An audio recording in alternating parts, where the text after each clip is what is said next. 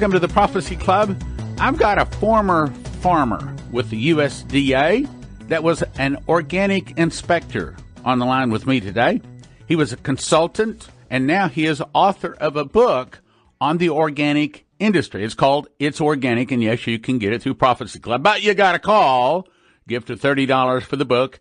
The title is It Organic? Now, he's about to tell you his story, how a farmer, a Christian farmer, discovered some less than honest things going on in the farming industry having to do with what they're calling organic.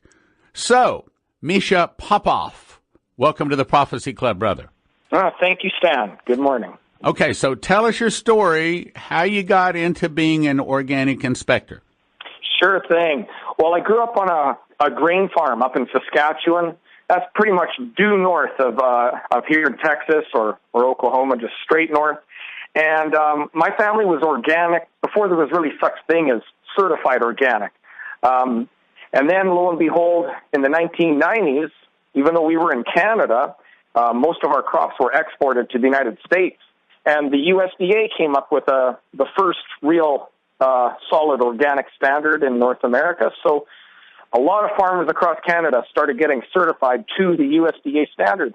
And I was fortunate enough to fly down to the States and become an inspector. I got trained at three different training sessions in America to become a USDA contract organic inspector. And I throw the word contract in there just so people know I never worked for the USDA, and no organic inspectors in America work for the USDA. We're all contract inspectors.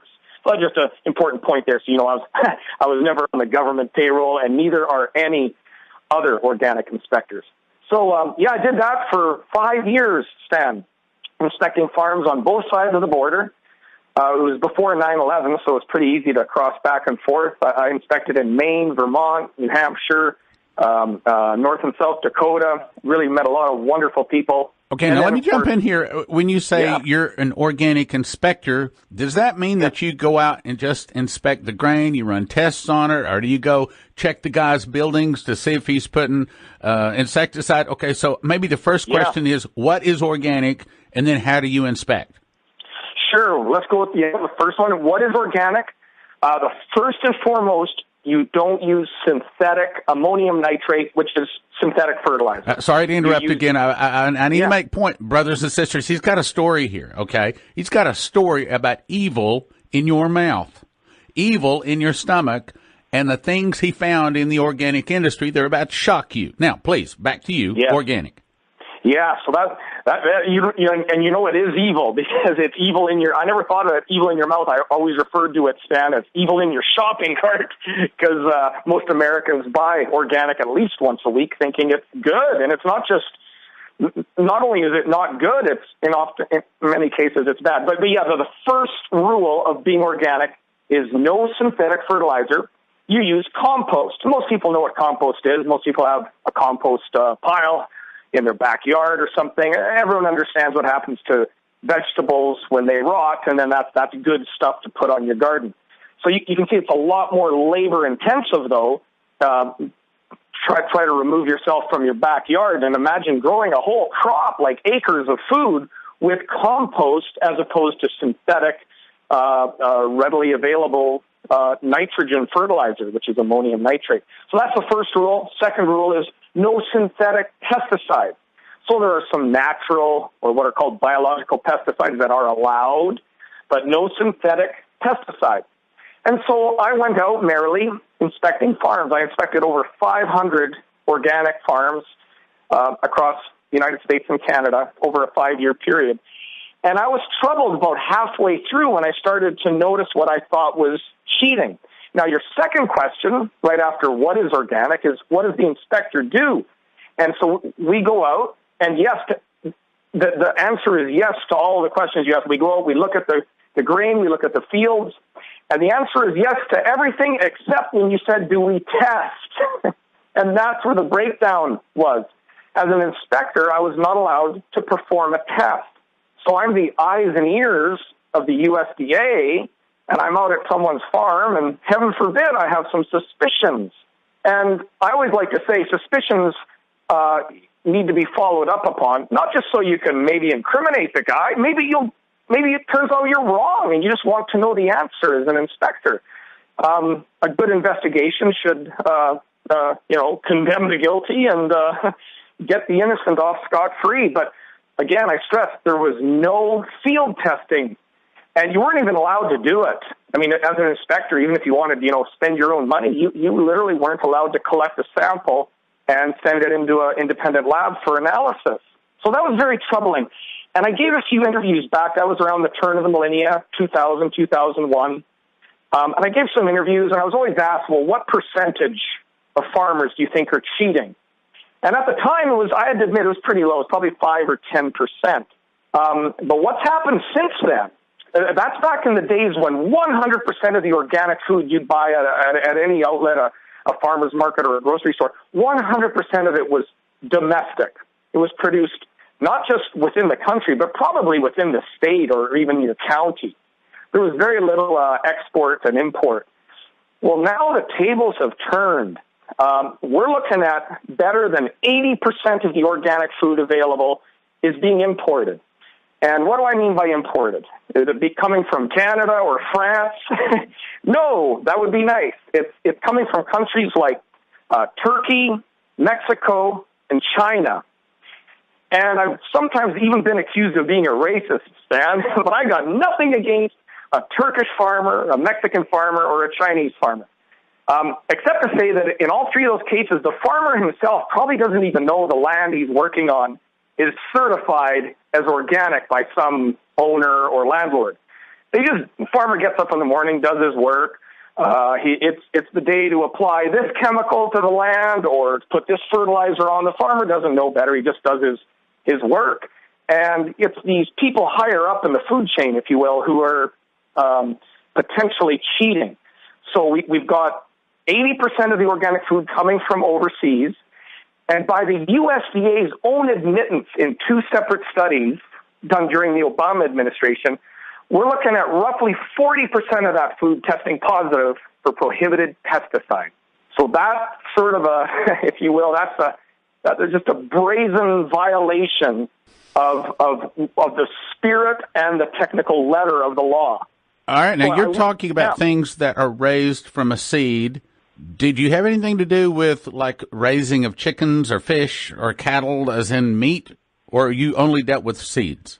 No, I dealt with everything, with the exception of pharmaceuticals or nutraceuticals. But yes, row crops, grain crops, livestock, everything right up to even the slaughter of livestock. Okay, I have to jump in here. You bet. I have to jump in here because I've been wanting to say this on the radio for a long time. I am really upset with, and that's the reason I'm having you on. I'm really upset with a problem that I think is a real problem. Okay, so I guess I'll start here. I'll say it this way, and I'm going to give it back to you here in just a second, but I've got to get on my high horse here just for a little bit. I recently lost 22 pounds, and I believe that most of the people in America, which are most of the people that are overweight, most of them are not overweight because they're overeating. And it's not even because they're eating a lot of ice cream and sweets and things like that. I believe most of them are overweight because of hormones that they're injecting into our meats. Now, I assume that seeds can't have a hormone. So let me take just a second, and I'll hand it back to you. I understand that when you get hormone in your body, it takes 6 weeks for that hormone to get out. So by the time we eat maybe a burger for lunch and then a steak once or twice a week, it doesn't take too long for those hormones to build up into our body. And those hormones were injected or put into the food of our fish, our chicken, and our beef. They're put in there to make them fat. We eat it, the hormones build up in our body, and it makes us fat. Now, am I right or am I wrong in what I've said so far? I think you're right. I'm not a pharmacologist or a dietitian, but I'll tell you exactly why I think you're right. People used to eat, like our grandparents, they used to eat a diet of what would be considered horrible, fatty foods. cream would barely pour out of the pitcher when you poured it. It was so thick. Yes. And yeah, that was just normal to have a fatty diet. And these people were fine. They live, some of them are still alive. They're in their 90s, God bless them. And we're now told to eat salads. And actually, salad can be very dangerous. Hang on. I want to get on salads, but I got to make my point here. You hadn't made my point yet. Okay, so I decided I was going to lose some weight. I was going to drop 3 things from my diet. No grease, no sugar, and no hormones. The grease and the sugar, surprisingly, not so hard. I mean, it's been almost a year now since I've had a Whataburger, and I loved Whataburgers. But so that's the real. So I've stuck to my diet. That is outside of Thanksgiving and Christmas and a few things like that. I go to a Mexican restaurant. I don't even eat the chips. They're cooked in grease. Those 2 are the easy parts. The difficult part is avoiding the hormones. I have gone to countless stores in my area. I go up to the deli counter because I know all of the packaged meat and things like that has cellophane on them, whether they're hanging or whether they're laying in some tray someplace. I know that they are chock full of hormones. How do I know this?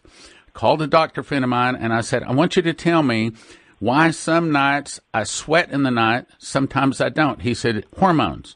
What? So he explained to me it's hormones in the food that they put into the cows and fish and chicken to make them fat. He said, and they make you sweat at night, and then the next day they make you more hungry, and they also make what you eat turns more to fat, and the fat to hang on your body. Yeah. And so I go to these delis, and I say, I want some kind of lunch meat that doesn't have hormones. And they look at me with this straight face. We don't have anything that doesn't have hormones. Would you believe I have been to almost every store in the DFW area, at least within reasonable driving distance to me? And I finally found one chicken that I can have cut and made into lunch meat that doesn't have hormones. But if you go to a restaurant, forget it. You're going to get chock full. And a lot of times, the nicer the restaurant, the more hormones you have. How do you know? Because I sweat more in the night. Now, if you're one that wants to lose weight, and I'm not trying to lose weight because I want to have fewer inches on my belt. I'm a racquetball guy, okay? So I want to lose weight so I can move faster on the racquetball court. So I'm an avid, I watch very closely what I eat because what I eat, I carry. Same thing with you. If you want to lose weight, here's my suggestion. No sugar, no grease, but the biggest problem is you have to get rid of the hormones because they stack up in your body and then they cause things to stack up around your waist. Now, is that accurate or no? Yeah, I believe it's accurate. I do want to stress I don't have a PhD in diet. When they give animals hormones, it's not just first of all, the animal already has naturally occurring hormones in them, and they give them more hormones to boost their growth. By giving them the artificial hormones, it boosts their natural hormone growth by 7 to 20 times. So it's really economical. They don't have to give them very much hormones, in other words, to boost their system. Now, some people might think, oh, well, then they're mostly natural hormones. Yeah, but there's nothing natural about an animal having 7 to 20 times the level of natural hormones. And yes, those show up in your food. Now, briefly, antibiotics is another one. Those looks like those don't show up in your food. A lot of animals are fed antibiotics, even if they're not sick. It's just part of their feed. It's called subtherapeutic antibiotic feeding. Looks like those don't show up in your food, but you really got to wonder what's that doing to the quality of the food. But back to hormones, those do show up. And there's a huge debate as to whether they affect you or not. Now you say you're sweating at night. Well, I'll tell you this. If you were an Olympic athlete and you were cheating and you were taking hormones of one sort or another, you wouldn't be sweating at night because you'd take the hormones purposely during the day and you'd go work out and you'd become this super athlete. No. You don't understand. You don't understand. I'm an avid athlete. I play racquetball roughly 4 times a week, roughly 2 hours. I am on the racquetball court, which is extreme exertion, 8 hours a week. I mean, I'm like an Olympic athlete. So, and I still sweat. So that has how much I exercise has nothing to do with the sweat. Well, fair point. Now it could be I could be wrong. an athlete who's cheating, maybe he does sweat at night as well. The point, though, is that for that athlete, the hormones and anything else they might take, like steroids or blood doping, it goes into their training and becomes who they are. And that's why they can maybe get away with it. I mean, as active as you are, maybe you'll admit you're not as active as, say, a Tour de France cyclist. Let me just say this. I know that the hormones affect different people different ways. Obviously, you can see people's waist, and there's still some skinny people out there. So to some people, it doesn't affect them. But my point is, I wish they wouldn't inject, or I don't care what they inject before. I mean, as long as by the time it goes to slaughter, it's not there and it's not affecting me. I wish they'd pass some law to that. Now here's the comparison again. Now, first of all, we're gonna end up talking about organics, and we'll just preface this by saying briefly they're not testing for hormones or antibiotics when it comes to your organic meat. So you might think when you're out searching for hormone-free meat of one sort or another, you might think, Stan, well, maybe I'll go organic, and you'd think on paper, well, yeah, there's going to be no artificial growth hormones in that animal, but again, there's no testing. It would be a very inexpensive test to perform at slaughter, but they're not doing it, as I described earlier with crops. There's no testing. So there you are. Maybe you're buying organic meat, hoping it's hormone free, and the hormones are not only in there, but they've been boosted by the artificial injection of synthetic hormones, and it is definitely in the meat. Now, the worst part of all this is all the other things in your diet. Now, just briefly, when we go back to that athlete, that super athlete injecting hormones, that athlete is eating a super high protein diet. And that, again, it all works in concert to create this superhuman who can run the 100-meter dash in 9 seconds. Again, as active as you are, you're probably not eating that super high protein diet that the athlete is. So those hormones in you, they don't help you the way they help a cheating athlete. They helped the animal when it was growing, although the animal probably didn't care, but they helped it grow much faster. But you become a dead end, if you will, in that hormone feed train. It does you no good. All it does is give you cheaper meat per pound because the animal grew faster. There's no outlet within you. Even if you became a really super athlete, it becomes a dead end in the end user, in the human consumer. Okay, that's what I thought. In other words, this is only about making more money. This is not about making us healthier. Definitely, there's no benefit to the consumer, to the eater of the food, none whatsoever. Now again, if you're buying organic, you're paying quite a bit more for organic. And you didn't mention buying organic luncheon meat or anything, but if you tried, I just want to be the one here I'm sorry to tell you that you might be getting hormone free. Well, that's what I was going to say. There's been times where I bought organic and I ate it and I sweat that night. And I mean, I can tell you, if I sweat in the night, it's because of organics. I have monitored it and tracked it enough. Now, what do we do? Where is this thing going? What do we do? Well, what's happening is the deputy administrator of America's National Organic Program, he was appointed by Obama in his first year, so he was there for 8 years. He just resigned. When he resigned, a lot of people thought, even people who aren't organic, they thought, well, maybe some sanity will come to the National Organic Program. And basically, we're still in limbo. So to describe what Miles McAvoy did for 8 years, again, there was no field testing. No animals were tested for hormones or antibiotics at slaughter. None of that happened. There's President Obama's man at the USDA's National Organic Program. He didn't crack down on anything. Fraud skyrocketed. So did imports from China and Turkey and Mexico. Skyrocketed during those 8 years. So did staffing and funding at this National Organic Office in Washington. And the amount of American organic farmland flatlined. So what we're looking at here in 2018 is about 0.7% of American farmland is organic. That's obviously less than 1%. And that's what it was 9 years ago when Obama came into office and appointed this guy to run the National Organic Program.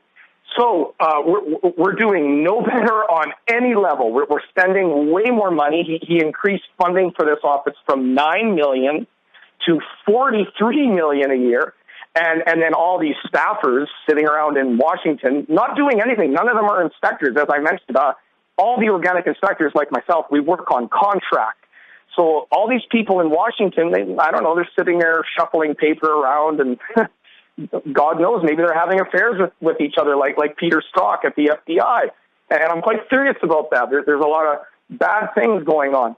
So Trump appointed our new Secretary of Agriculture, Secretary Perdue from Georgia, and he's a very level-headed guy. The first thing they did was they got Miles McAvoy to resign. They got the deputy administrator of the organic program to resign.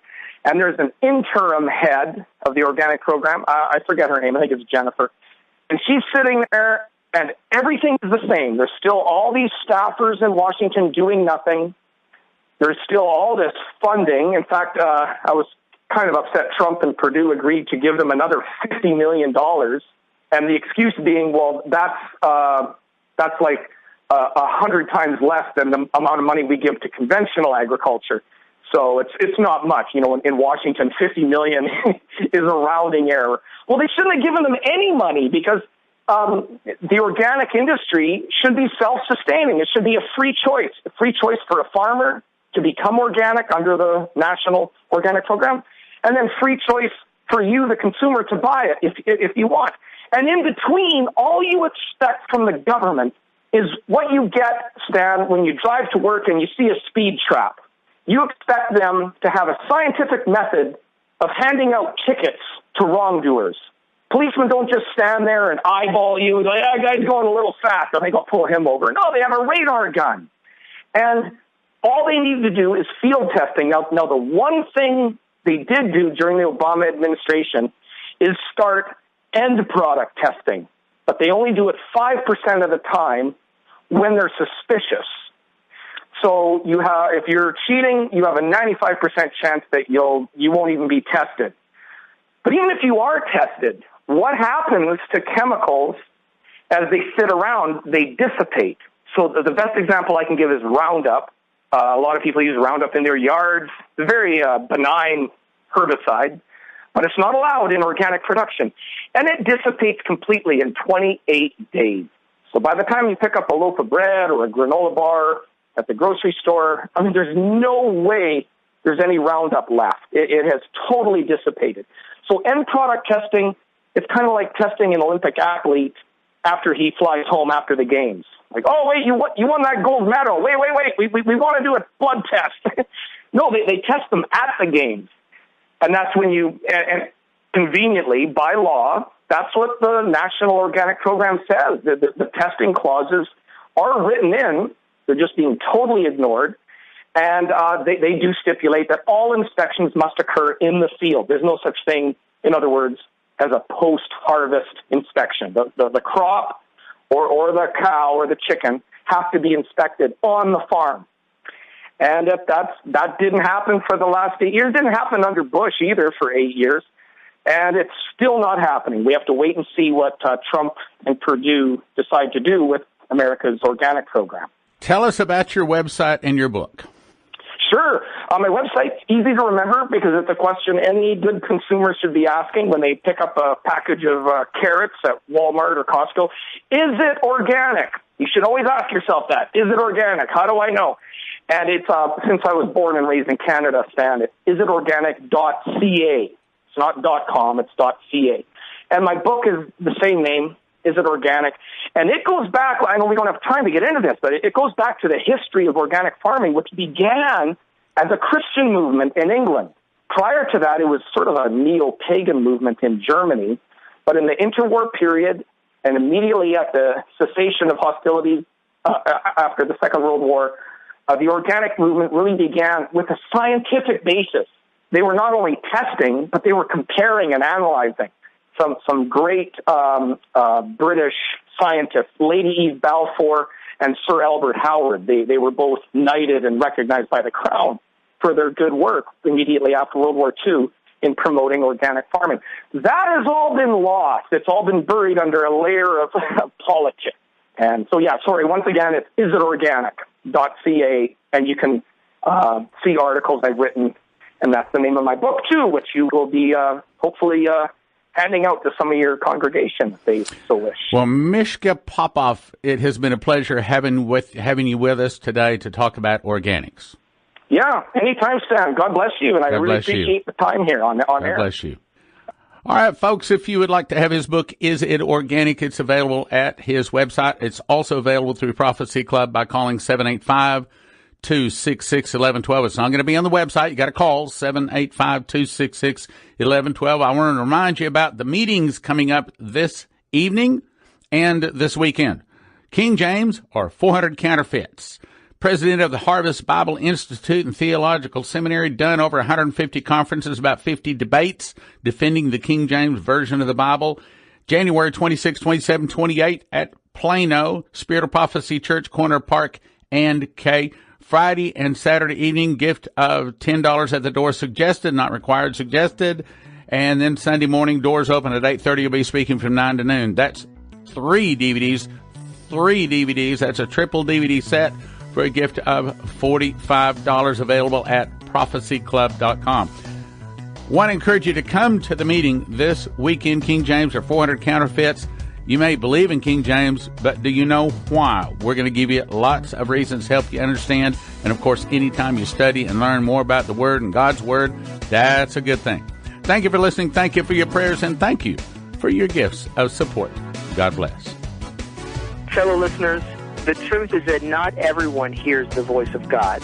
In John it says, "My sheep hear my voice, and I know them, and they follow me."